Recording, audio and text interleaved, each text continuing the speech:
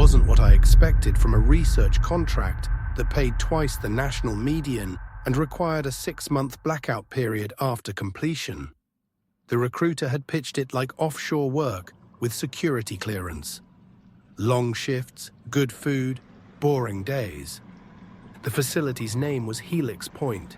No signage, no emblem, no flag, just a numeric designation DSCP-09, Deep Sea Containment Platform 9. I got the job through a contact I barely remembered, someone I met during a freelance stint writing diagnostic software for defense subcontractors. One interview, one medical, one background sweep. Then I was on a chopper to the mid-Pacific and strapped into a pressure drop module. We weren't told how far down we were going, just that it would take 4 hours. I first saw the ocean floor on a grainy feed from a terminal buried in concrete.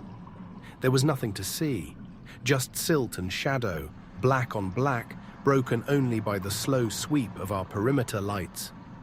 When we arrived, I was too groggy from the depressurization meds to take much in. Grey walls, yellow hazard stripes, no windows, no clocks. Just long halls and recessed lights that buzzed at a frequency I still hear when I close my eyes. Orientation took place in a debrief room the size of a broom closet. 4 of us. All new, 2 analysts, 1 mechanical engineer and me. Our shift supervisor, Milo, handed out badges and lanyards without ceremony. "This is a low-incident site," he said. "Your job is to keep it that way." Then he read the rules. They weren't printed, just spoken, like a prayer. Wear your badge at all times. Do not access Level 3 without a senior escort. If the observation deck shutters open, report to medbay. Follow all automated alerts without hesitation. Any reports of mirror events must be escalated. Do not interact with non-logged personnel. Someone laughed at that last one. Milo didn't. I didn't question any of it. I needed the money. I was 2 months behind on rent. My sister was still in a rehab facility we could barely afford. And for once, the idea of being completely unreachable felt like a relief. At the time, I thought the rules were just protocol. Now I understand they were a warning. They always were. It took a week before I stopped flinching at the pressure seals.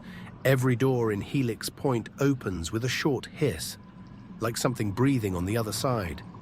At first, it's unsettling. Then it's background noise, like the flicker in the lights, like the way the walls seem to hum when you're the only one awake. Most of the crew called it normalization, that slow process of accepting strange things because it's easier than admitting they're strange. The veterans, the ones who had been there for more than one rotation, had this distant look to them. Not scared, not burned out, just flat, like the place had shaved something off them. I figured it was the isolation. That's what I told myself anyway. I worked nights in Systems Monitoring A, one of 4 identical control rooms arranged in a ring around the central shaft. My job was simple: track equipment performance, log environmental drift, confirm camera feeds, and escalate anything that couldn't be fixed remotely. For the first week, nothing happened. Literally nothing. No comms traffic, no maintenance issues, no crew messages aside from shift handoffs. If you told me the entire station was a simulation running off a Linux box in a Pentagon basement, I'd have believed you. Then, on day 9, the temperature dropped. Only by 3 degrees. Not much, but enough to fog the inside of my visor when I passed through corridor B5. I checked the environmental logs. No variance recorded. I asked control if anyone had accessed the intake filters. "Nope," came the reply from Sawyer, one of the daytime supervisors. "All green, probably your suit's thermal lining." I nodded, even though my suit didn't have a thermal lining. We didn't wear suits down here, just standard fatigues and compression harnesses. I started noticing the badges next. Everyone wore them, just like the rules said. But no one ever looked at them. Until one morning in the commissary. Rios, the engineer who'd arrived with me, was sitting at the far end of the table, staring at my chest, not my face. My badge. "You're offset," they said. "What?" "Your lanyard is twisted, the magnet's facing outward. That means the sensor won't ping correctly." I looked down. They were right. "Happens to everyone," Rios added, tapping their own badge. "But keep it corrected. Just in case." "In case of what?" They shrugged. "I don't know. They never said." Nobody ever said anything. No one explained what was actually being monitored. What level 3 was. What a mirror event meant. The only time we heard the term was in the weekly security drill, and even then it was just read off a screen. If you witness a mirror event, follow Code Black Protocol. Do not attempt to intervene. We all had our guesses. Rios thought it was just an OPSEC term for internal surveillance failures. The analyst from Seattle, Quinn, I think, believed we were sitting on top of a foreign communications node, something old and Cold War era. Me? I didn't think about it. I was too busy pretending everything made sense. Then, on day 12, I saw the door. It wasn't on the map. It wasn't marked. And when I checked the floor plan in my terminal, the space it led to didn't exist. It was at the end of corridor D7, a round bulkhead door with no nameplate and no access panel. Just a rust-colored handprint smeared across the center, faint like it had dried there years ago. I stared at it longer than I meant to. The badge on my chest began to vibrate. Not beep, not flash, just a soft, low hum, like a tuning fork held to bone. Then it stopped. The lights above me flickered once, and when they came back on, the door was gone. When I returned to my terminal, I had a system notification waiting. Unscheduled corridor traversal detected. Badge offset. 13 seconds. 13 seconds. That's all. But somehow, someone had noticed. I cleared the message, and I didn't tell anyone. The knock came at the end of my shift, just as I was logging my hourly system report.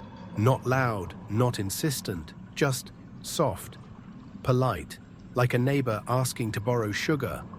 I opened the door expecting Cal, or maybe Rios, someone who'd forgotten their badge again or wanted to bum coffee. Instead, I found Security Officer Brandt. "Badge ID 3017-K, she said. "You've been flagged for compliance review." Her tone was completely neutral, like a flight attendant telling you your seatbelt's not fully fastened. Not angry, not worried, just bored. "Did I break protocol?" I asked. "You were observed in an unauthorized zone for 13 seconds, Brandt said. "We have to verify positional accuracy." That was all. 13 seconds, and they had a report, a timestamp, and someone at my door before I could shower. I followed her without arguing. The compliance office was tucked beside medbay, behind a door labeled clearance pending. I'd never seen anyone go in or out. Inside, it looked like a dentist's waiting room. One chair, one terminal, one camera in the corner, no clipboard, no questions. Just Brandt typing something I couldn't see. She gestured to the chair. "Have you experienced any of the following in the past 72 hours? Memory loss, dream overlap, subjective time distortion, or residual sensory anomalies?" I hesitated. "Could you clarify dream overlap? Dreaming about places you've never been, systems you don't have clearance for, personnel you've never met." The way she said personnel made my stomach twist. "No," I lied. She nodded, made a note.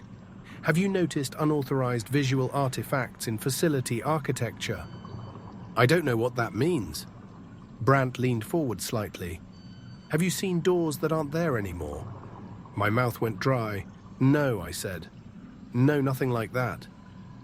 She stared at me for a beat longer than necessary, then turned back to her terminal. "Badge sensor detected sustained harmonic interference during your traversal. Your clearance tag will be recalibrated." Then she opened a drawer and took out something that looked like a tuning fork made of glass. "Hold this, still as possible." I did. She tapped it against the table. It emitted a low, warbling tone, subtle at first, then rising into a kind of high-pitched shimmer that felt like it was vibrating my teeth.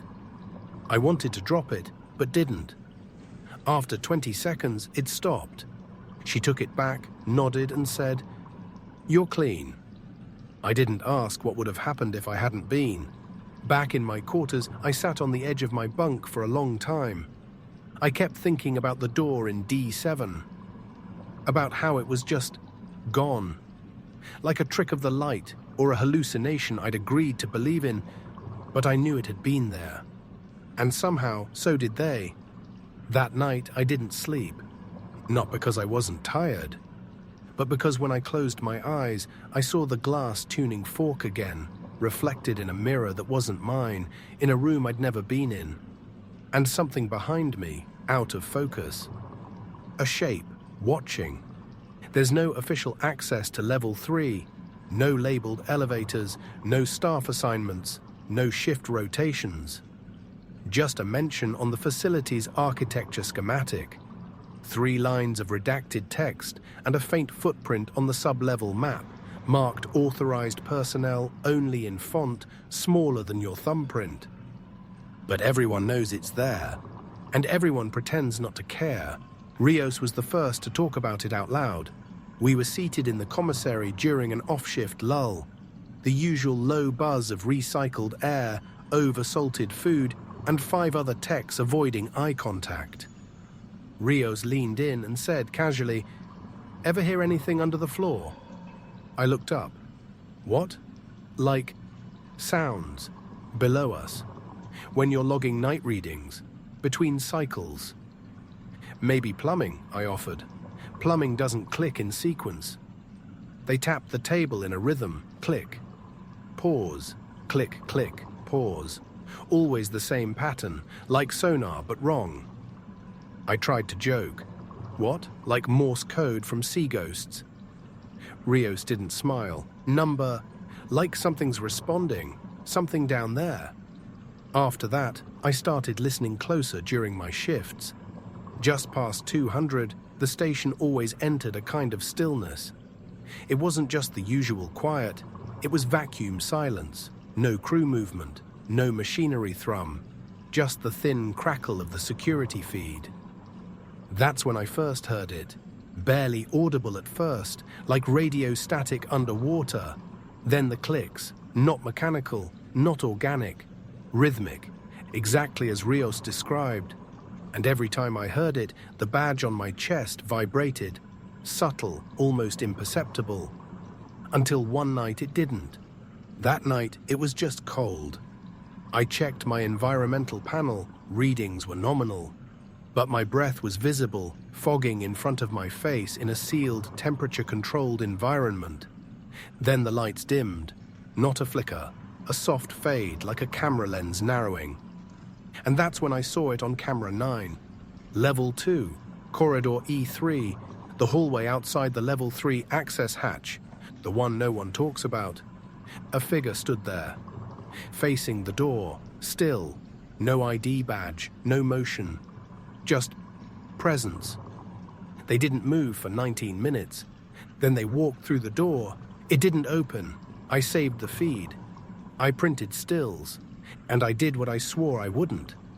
I took it to Rios.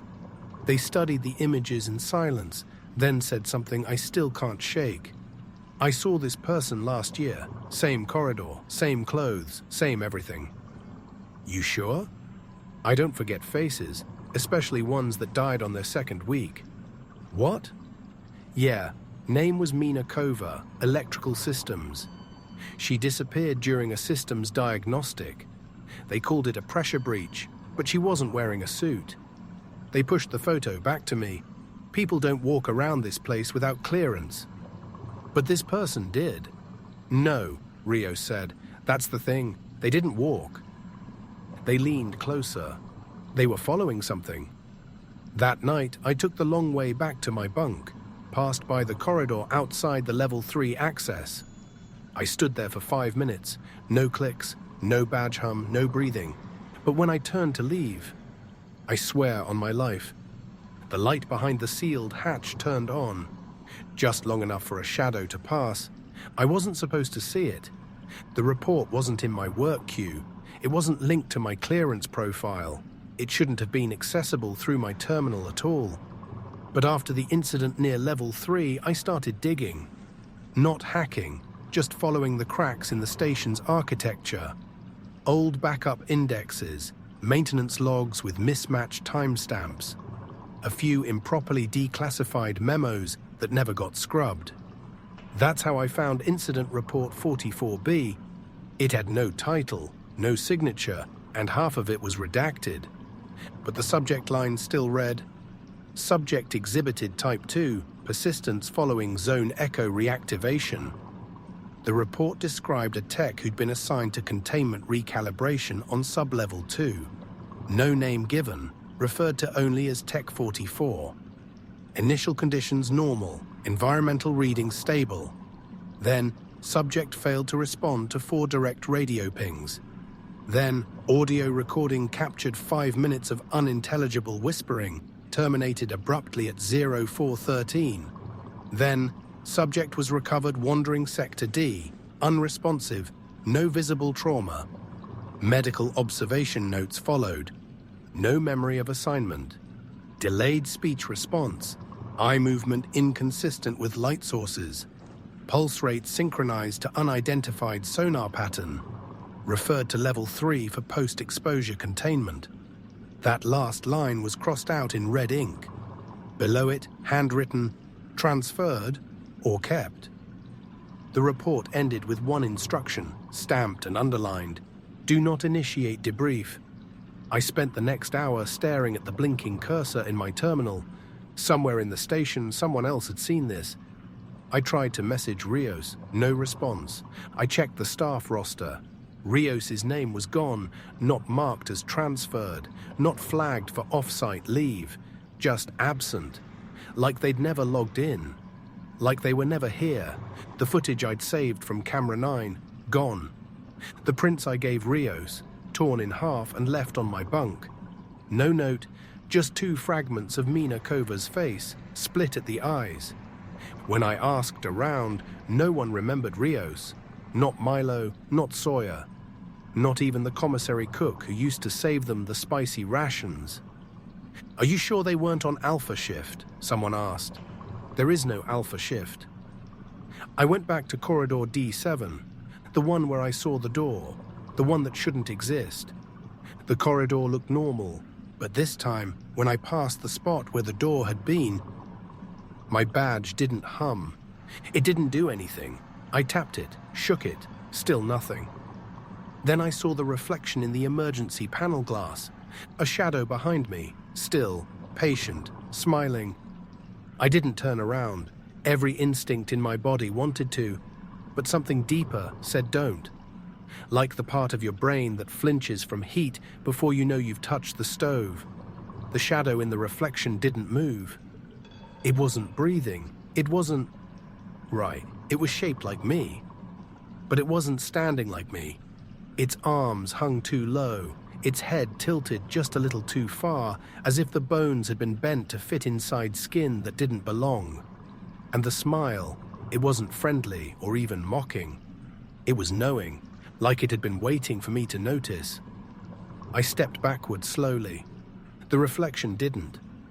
By the time I turned to look, there was nothing there. Just the corridor, just the hiss of pressure seals in the distance, and my badge now blinking a steady red. I tapped it, nothing. The security scanner at the end of the hall wouldn't respond either. I had to call Milo from a wall terminal to override the door. They didn't ask why I was down in D7. They just stared at my badge for a second too long, then said, "System must have dropped your profile. Happens sometimes after an echo event." An echo what? Milo didn't answer, just handed me a new badge. Same ID, same photo, different serial number. That night I avoided my bunk and wandered the station, hoping I'd just overloaded on stress or ambient noise. Maybe Rios had taken early leave.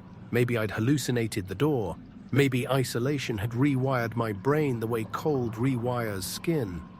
I ended up in the lavatory near Systems Wing C, stared at the mirror over the sink, trying to convince myself I looked normal. Just tired, just alone. But I didn't look normal, because the person in the mirror blinked too slowly, and I didn't feel the blink. I did a test. Lifted my right hand. The mirror lifted its left, like it should. Then I scratched my chin, and in the mirror, my hand didn't move. But the chin scratched itself anyway. I staggered back, hitting the soap dispenser. The mirror image didn't stagger, it just smiled again. The same knowing smile. Then it raised its hand and tapped the glass. Once, twice. Then again, click, click. The exact same sonar pattern Rios had mimicked.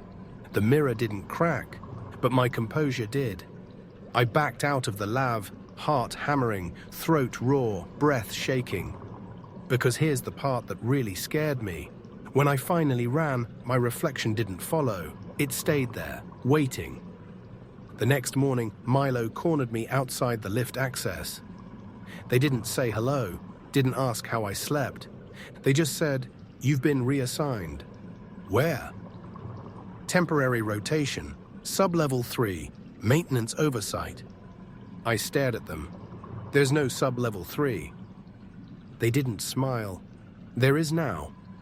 The official explanation was that the station had quietly reactivated an old research wing for deep structure stress testing. Temporary shift, 3 hours max, observe only. No direct systems interaction. I didn't buy a word of it. Milo handed me a black keycard with no markings. This will override the access gate in E3. That hatch hasn't opened in months, I said. Then it's overdue. They turned to leave, then hesitated. If anything looks mirrored, don't acknowledge it. That's important. I nodded. They didn't wait for confirmation. Corridor E3 was the coldest part of the facility. The overheads were dim, the walls slick with condensation. The hatch at the end wasn't locked. It opened the moment I got within 5 feet. No swipe, no command, just a soft pneumatic hiss and that awful feeling again. Like something exhaled. Inside sub-level 3 was unlike the rest of the station. No color coding, no overhead lights, just sodium floor strips and low thudding pressure. The walls were smooth, black metal, not the composite plating used everywhere else. And there were no cameras. Every step I took echoed like it was bouncing through a canyon. The air felt thin, not cold exactly, just thinner than it should have been. And then I started seeing the eyes. They were painted, small, perfect, stylized symbols on the corners of the walls and bulkheads. All slightly different, all staring from some impossible angle. I counted 19 before I reached the first sealed door. No ID panel, just a plaque, door remains closed, unless it forgets. I stopped moving. Behind the door, something was breathing. Not rhythmic, not human. A slow expansion and contraction of space, like gravity sighing. I backed away, slowly, didn't turn my back, didn't blink, just walked. But even as I retreated, I felt it watching. And for a moment, I felt something worse. It was trying to remember me. Back in E3, the hatch sealed behind me without prompting. I staggered into the lift vestibule and tried to compose myself. That's when I saw the mirror panel on the lift wall. And for the first time, I didn't see myself. I saw Rios. Same uniform, same posture, same badge. But a different face, skin too pale, eyes too dark. They smiled, raised a finger, and tapped the glass. Click, click, click. I didn't speak to anyone for 2 days. I went to work. I logged readings. I followed protocol. I filed routine diagnostics, submitted status reports, and made eye contact when required. But I said nothing about the mirror, about Rios, about the painted eyes, or the door that breathed. I kept my badge charged. I kept my back to the walls, and I kept the overhead lights on. Even when the station dipped into night cycle and most of the crew used dim mode to preserve power, I didn't care. because something was waking up in this place, and I wasn't going to meet it in the dark. On day 22, Milo found me again, this time in the backup equipment bay. Unusual, because that wing was mostly off-grid and didn't log motion the way the primary corridors did. I was checking battery inventory when the overheads flickered, and I turned to find them leaning in the doorway. Hands behind their back, face unreadable. "You've been keeping to yourself," they said, "trying not to cause problems." "You're not." Silence. "Then why are you here?" Milo didn't answer immediately. They just stepped inside, let the door slide closed behind them, and without ceremony, deactivated their badge. The LED on the lanyard blinked red, then dark. No ping, no tracking. "You didn't see me," Milo said. They pulled a small folded paper from their vest pocket and handed it to me. It was old, creased, burned slightly at the edges, but I recognized the symbols scrawled across it. Not letters, not language. The same patterns I'd seen etched into the walls on sub-level 3. "What is this?" I asked. "A map." "Of what?" "Fault lines," they said, "but not geological ones." I just stared. Milo continued. "They run beneath every version of this place, not just the station, the planet, the people on it. They're scars, and we've built over them like they're stable ground."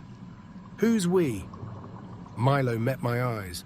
"We're not supposed to know." They gestured to the map again. "There's a point under Helix, a convergence.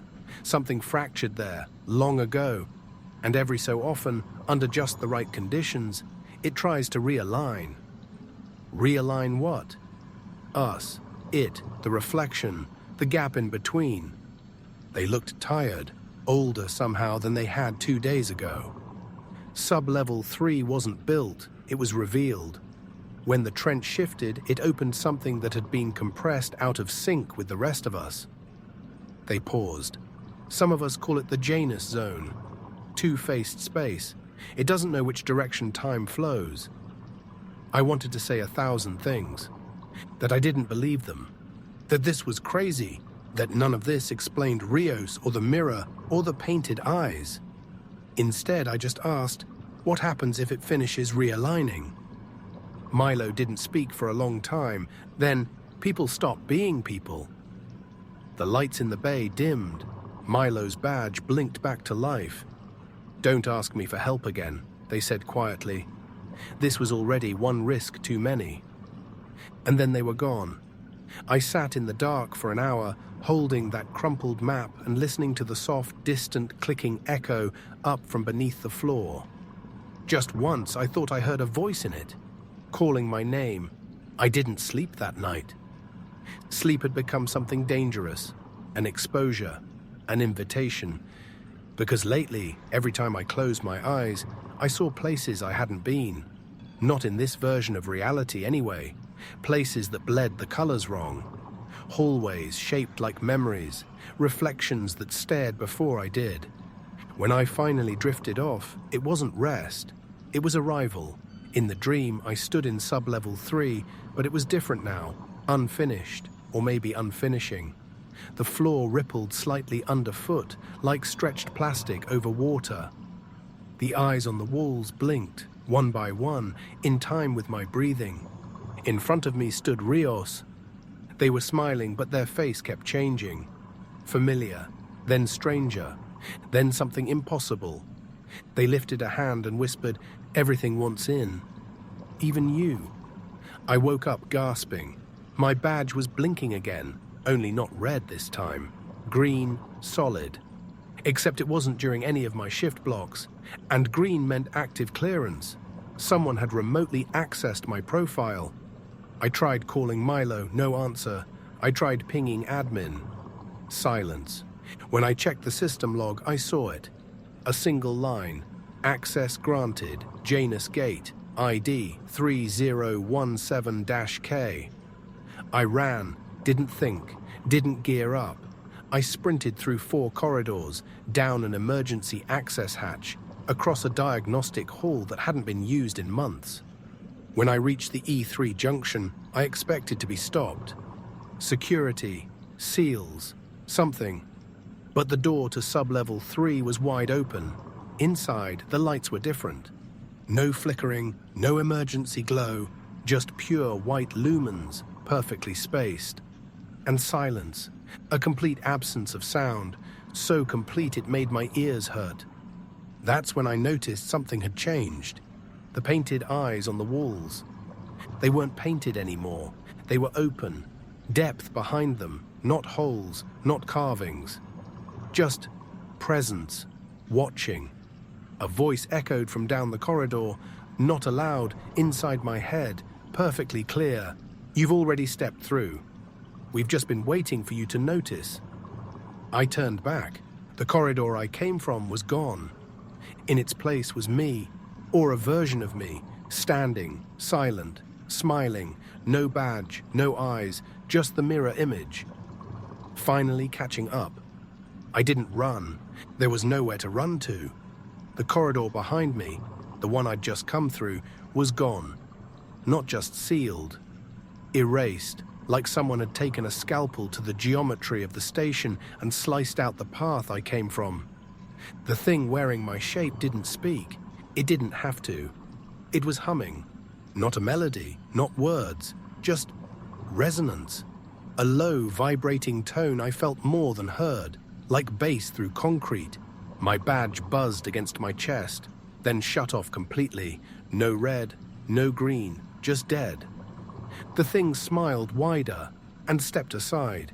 Behind it, the corridor widened into a space I'd never seen on any schematic. It wasn't a room. It was a chamber, circular, endless feeling. The walls were seamless metal, dark and mirror smooth. No consoles, no cameras, no controls, just a structure at the center. Floating inches off the floor, a ring, 10 feet wide, carved with symbols like the ones on Milo's map. And in the middle of the ring, nothing. A slice of absence, a vertical pane of blackness that absorbed light, swallowed sound, and made my brain feel like it was trying to fold in on itself just to understand the edges. The Janus Gate. I stepped closer, I don't know why. Every instinct I had was screaming to get out, to wake up, to undo whatever had led me here. But I was already moving. The air got colder. Not physically, existentially. Like this wasn't air anymore, like I was breathing memory, pressure, time. And that's when I saw myself, in the surface of the gate, not a reflection, not a mirror, a version. Same face, same clothes, same wounds, but older. Eyes hollowed, skin slightly too tight over the jaw, looking at me with something between pity and warning. Their lips moved. I read the words, but I didn't hear them. Don't complete the circuit. Then the image fractured, like glass shattering inward, and the gate opened.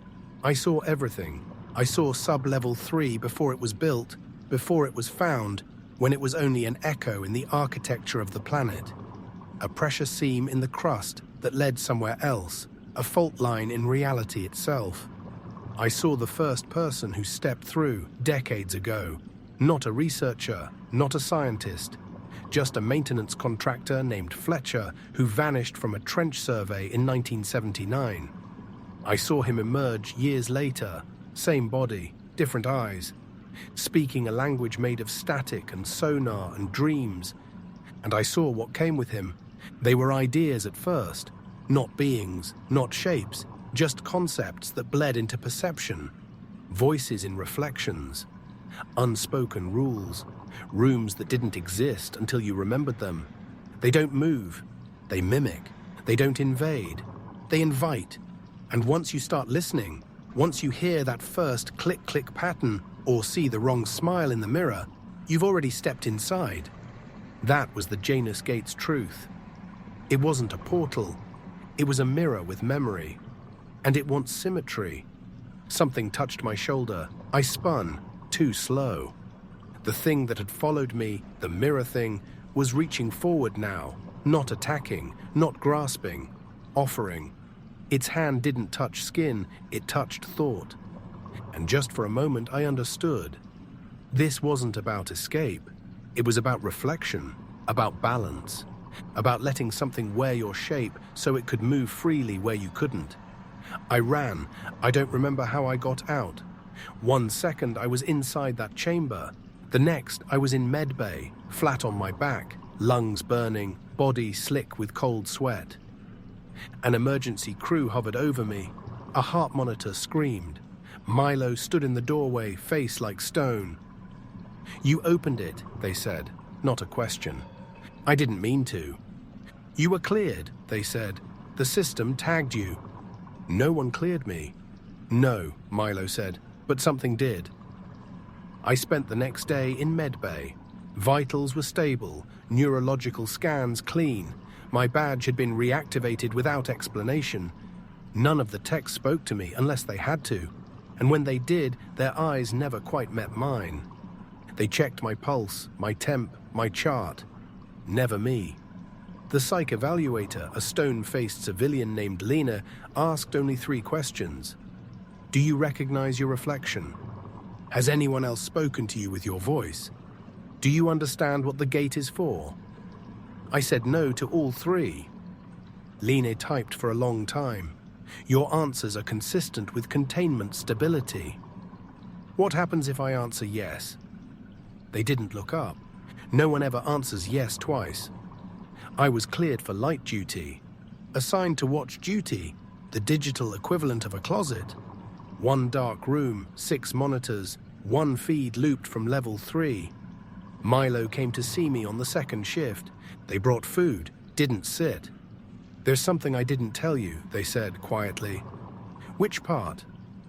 That the gate is a parasite, or a dimension-sized mirror looking for perfect recall?" Milo shook their head. "Personnel rotation. Everyone you've worked with this cycle, everyone we've lost. Rios, Kova, the others. They weren't moved." "I know. They were mirrored. The station has a quota, not official, but real. Once a year. 1 full turnover. And no one reports it." Milo hesitated. "They tried. The system filtered them out."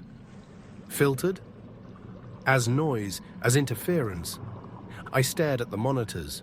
One showed the gate, still sealed, still thrumming faintly like a heartbeat. "How long do I have?" I asked. Milo didn't answer right away. "Once it marks you, it doesn't stop. Not until it completes the loop." I looked up. "So it's already replacing me?" "No." Milo looked almost sorry. "It's waiting for you to finish replacing it." They called it a systems audit. No alarms, no breach sirens, just a quiet alert on the intercom, followed by a non-optional directive for all shift personnel to report to Level 1 diagnostics. "Standard recalibration procedure," said the voice over the system. Calm, unconcerned, as if nothing had ever gone wrong here. But when I got to diagnostics, nothing felt standard. No gear checks, no stress tests, no techs running diagnostics, just Leni, the psych evaluator, and 4 others from various wings, all seated in silence, their expressions blank. One of them was Sawyer. The others, I couldn't tell. They all looked like people trying to remember how their faces worked. Lena gestured to an empty chair. I sat. No one looked at each other. The door hissed closed behind me and sealed with a tone I hadn't heard before. Lower, deeper, not mechanical, biological. Lena turned off the overhead lights. Only the floor strip stayed on. Then they said, "This is the final synchronization scan." No further explanation. A hidden projector activated behind the glass. It showed 8 shapes, not symbols this time, but structures. Impossible ones. Towers built in every direction, spirals intersecting themselves, and at the center of each one, an eye. They pulsed in time, first slow, then faster, then erratic. I felt my own heartbeat adjust to match the flashing. Sawyer twitched. The woman to my left began to hum through her teeth. The projector shut off. Len opened a drawer. Inside were 8 badges, 1 for each of us. No names, just numbers. They handed them out silently. I looked at mine, 3017K, the same as before, but the number looked different, more like a mirror of itself. Then the door reopened. Lene gestured. "You're all clear." I stepped into the corridor. The others went their own ways, in silence. I was halfway back to my quarters when I noticed it. Everyone else was walking in sync, same stride, same distance between footsteps, like dancers in a routine they'd rehearsed in a dream. When I got back to my room, the lights wouldn't turn on. The reflection in the glass was still delayed, and my badge didn't ping the door, but I could still enter. I opened my closet to grab a fresh uniform. Inside, hanging neatly from the rail, was another set of clothes, identical to mine. Same folds, same creases, same bloodstain at the collar. I didn't report the uniform, didn't scan it, didn't touch it, just closed the closet door and sat on the bunk like nothing was wrong. Because everything was wrong now. Too wrong to fix. And worse, too quiet to prove. There were no screams, no breaches, no gunshots or klaxons or flickering red lights, just compliance. Perfect, synchronized compliance. And all around me, people walking the station in loops, saying the right things, typing the right codes, laughing at the right jokes, just a half second too late, like echoes trying to remember where they started. I went to the one place I hadn't been in days. Comms. The station's external channel was always supposed to be cold. Security policy. No outbound messages unless approved, encrypted and cleared through 2 layers of admin. But when I keyed into the room, the interface was already open, and someone had been broadcasting. Continuous signal, unregistered ID, sub-audible packet stream, looping for exactly 47 minutes, over and over. The signal looked like noise at first, under-modulated static layered over itself. But when I spectrographed it, the waveform wasn't random, it was a shape, and it was familiar. It was the Janus gate. I traced the signal. It wasn't being sent from communications, it was being routed through it. The source was lower, deeper, level 3. I overrode the seal, part of me expecting to be blocked. But there was no resistance. The door to E3 opened like it had been waiting for me. The walk to sub-level 3 felt different this time. Not just cold, weighted. The way a room feels when someone's about to say something you don't want to hear. As I approached the final corridor, the lights dimmed behind me, one by one, until I stood in front of the chamber in near darkness. But inside, the gate wasn't dark. It was glowing, softly, like a memory, or a dream that hadn't decided how it ended. And standing in front of it, not facing me, but facing the gate, was Rios. Not a hallucination, not a reflection. Alive, whole, breathing. I almost said their name, but they turned before I could.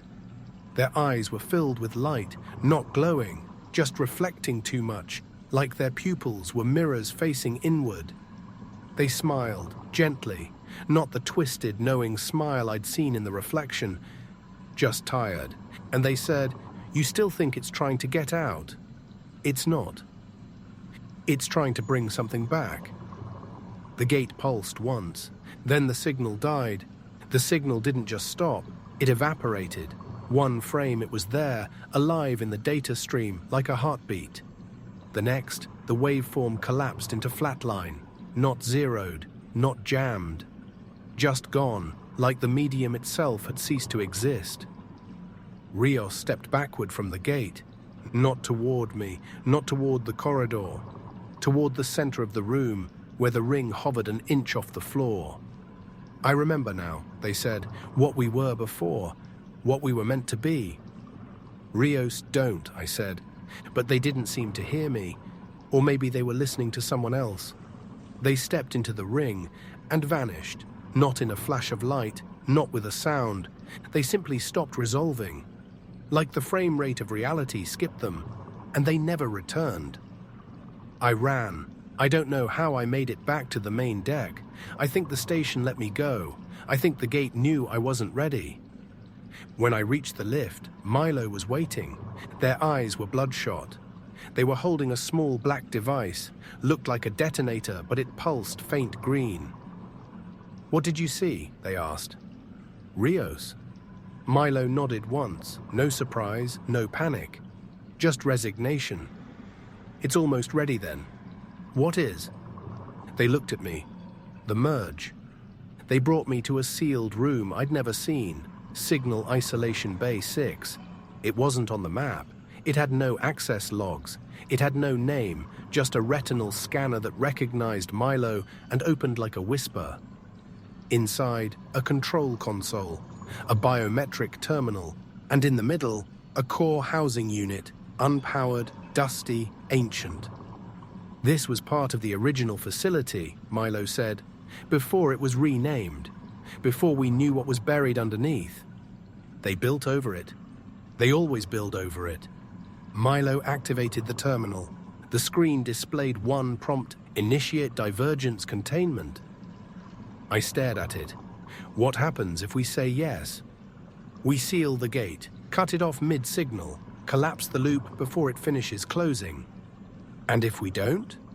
Then the other version of us, the reflection, becomes real, permanent. We become the ghosts. Milo placed their hand on the biometric scanner, looked at me. "It needs two." "I'm not ready," I said. "You won't be," they replied. "No one ever is." Then they looked at me differently, like really looked, and they said quietly, "You're not the original anymore, are you?" The room fell silent. No lights flickered, no distant hissing doors, no echoes of clicking sonar, just me, Milo, and the glowing terminal. Initiate divergence containment. Requires two confirmed identities. Milo's hand still rested on the scanner. Waiting. I didn't move. Not yet. Because what they'd said, "You're not the original anymore, are you?" had landed like a needle in the spine. And the worst part was, I didn't know how to answer. I remembered everything, every shift, every dream, every pulse of the Janus Gates voice inside my skull. I remembered waking up in my bunk. I remembered Rios. I remembered the mirror, the corridor, the echo in E3, the uniform in the closet, the badge with my ID that wasn't mine. But there were two versions of all of it, and I couldn't tell which was real anymore. Milo pulled their hand back from the scanner, sat down in the chair beside the console. "The merge starts tonight," they said. "Every 47 years. That's the cycle." "Why 47? "Because that's how long it takes for the echoes to complete their loop. To sync. To make enough of us forget that we were ever different from them." They leaned forward, elbows on their knees. "You're not infected. You're not possessed. You're just mirrored. And so am I." They pulled up their sleeve. The underside of their wrist shimmered slightly, subtly, like oil beneath skin. A faint distortion of color that bent around light the way the gate had. "You think I stayed here this long out of loyalty?" Milo said. "I stayed because this place already has my replacement, and if I leave, it takes over." They looked up. "I'm what's keeping the line from snapping." I finally stepped forward, laid my palm on the second scanner. The machine whined softly, then green. A progress bar appeared. Authenticity, index, comparing. It didn't ask for our memories. It didn't need passwords or codes. It measured symmetry. The bar filled, then paused, hung at 99%. The screen blinked. Divergence detected. Core identities conflicted. Select dominant instance. Two names appeared. Instance A, 3017-K. Instance B, 3017-K. Reflected. I looked at Milo. They didn't look back. Their voice was quiet.